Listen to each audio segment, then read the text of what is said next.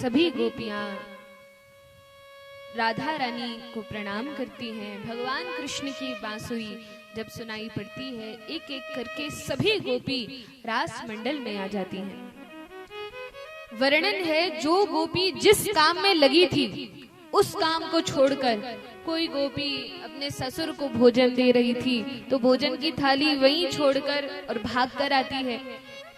कोई गोपी गाय को चारा दे रही थी तो वही सब छोड़कर तुरंत भागकर आती है। कोई गोपी श्रृंगार कर रही थी तो वर्णन है, एक आंख में काजल डालती है, एक आंख में रह जाता है, वैसे ही भागकर आती है। तो जो गोपी जिस अवस्था में है वह उसी अवस्था में रहकर भागकर तुरंत भगवान के पास आती है। इससे बड़ा सुंदर संदेश मिलता है।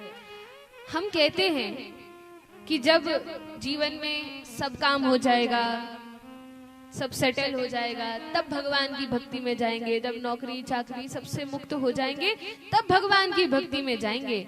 लेकिन बुढ़ापे का और रिटायरमेंट का इंतजार नहीं करना चाहिए। तब क्या करना चाहिए? जब समझ में आ जाए, जब कथा कीर्तन उत्सव हो या जब भगवान के भक्तों का संग मिल जाए, जब सत्संग मिले, तभी सारे काम छोड़कर जिस प्रकार गोपी भागती हुई भगवान के पास जाती है, वैसे ही भगवान के पास चले जाना चाहिए। उसी में उद्धार है।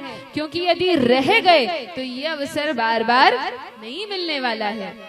तो ये गोपियां अपने घर के सारे काम काज जो कर रही थी, ऐसा नहीं था ये गोपी भगवान कृष्ण से प्रेम करती थी या भक्ति करती थी तो घर नहीं संभालती थी, सब करती थी। इनके पति थे, बालक थे, पुत्र पुत्रियां थे, सबका खूब सम्मान करती थी, सास ससुर को भोजन देती थी, घर के सारे कार्य करती थी, सब काम करती थी। लेकिन उनका चित्त भगवान कृष्ण में लगा होता था, भगवान की भक्ति में उनका मन होता था। इसी प्रकार से हमें भगवान के नाम का स्मरण हर समय करते रहना चाहिए और घर के जो भी कार्य है या बाहर के कार्य हैं उन सब को करते हुए अर्जुन से भगवान कहते हैं, माम अनुस्मर युद्ध च, मेरा स्मरण करते हुए तुम युद्ध करो। ये नहीं कहा कि युद्ध पे ध्यान दो, मेरा स्मरण मत करो, नहीं, मेरा स्मरण करते हुए तुम युद्ध करो और निश्चित ही तुम्हें श्री विजय ऐश्वर्य राज्य सब कुछ प्राप्त हो जाएगा। इस प्रकार से भगवान शिक्षा देते हैं। तो ये सभी गोपियां दौड़ दौड़ कर भगवान के पास जाती हैं और जब सब गोपियां इकट्ठी हो जाती हैं, एकत्रित हो जाती हैं, तो भगवान भी परीक्षा लेते हैं।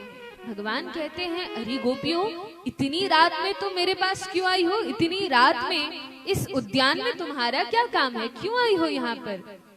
गोपियां कहती हैं, अरे कृष्ण, बड़े विचित्र हो, बड़े अद्भुत हो। पहले तो स्वयं बांसुरी बजा बजा कर बुलाते हो और फिर कहते हो क्यों आई हो?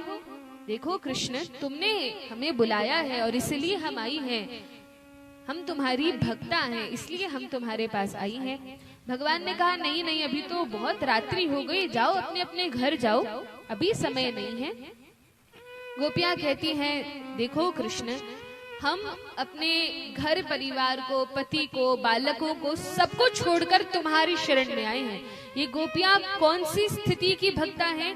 तो कहा, ये गोपियां सर्वधर्मान परित्यज्य की कोटि की भक्त हैं। भगवान गीता में कहते हैं ना, गीता के सार रूप में, सर्वधर्मान परित्यज्य मामेकम शरणम व्रज अहम त्वाम सर्व पापेभ्यो मोक्षयिष्यामि मा शुचः।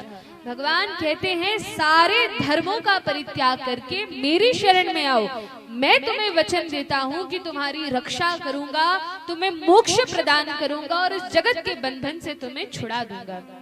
भगवान वचन देते हैं। अब जब भगवान स्वयं ही कह रहे हैं कि जगत के सारे धर्मों का परित्याग करके मेरी शरण में आ जाओ, जैसे हो वैसे ही मेरी शरण में आ जाओ, मैं स्वीकार करूंगा, तब भगवान की शरण में चले जाना चाहिए। तो ये गोपियां इतनी उच्च कोटि की भक्ता हैं। पति सुतान वय भ्रातृ बांधवान अति विलंघ्यते अच्युतागताः। गोपियां आ तो गई। अब भगवान श्री कृष्ण, पहले तो बहुत सुंदर वार्तालाप चलता है गोपी और कृष्ण के बीच में, और तब भगवान रास के लिए तैयार होते हैं। कुछ कुछ मंडल ऐसे हैं जिसमें एक गोपी के साथ एक कृष्ण है, कुछ मंडल ऐसे हैं जहाँ 2 गोपी के मध्य में एक कृष्ण है, और इस प्रकार से रास नृत्य प्रारंभ होता है। ये गोपियां भगवान श्री कृष्ण के साथ सुंदर रास नृत्य करती हैं। देवी देवता भी जिस रास में प्रवेश नहीं कर सकते, उसमें इन गोपियों का, ब्रज बालाओं का प्रवेश है। वर्णन आता है कि लक्ष्मी जी भी आई थी कि हमें भी रास करना है भगवान के साथ, हम तो पत्नी हैं। तो कहा उन्हें भी प्रवेश नहीं मिला। क्यों प्रवेश नहीं मिला? क्योंकि ऐसी भक्ति, ऐसा प्रेम लक्ष्मी जी के भी हृदय में नहीं है जो राधा रानी और अन्य गोपियों के हृदय में है। इसीलिए वृंदावन में बैठकर आज भी लक्ष्मी जी तपस्या कर रही हैं कि कभी किसी कल्प में मुझे भी अवसर मिले कि मैं रास में प्रवेश करूं। तो ऐसी इस वृंदावन की गोपियों की महिमा है। ये सभी भगवान कृष्ण के साथ रास करती हैं और सुंदर नृत्य आरंभ होता है। बोलिए श्री श्री राधा रमण लाल की जय।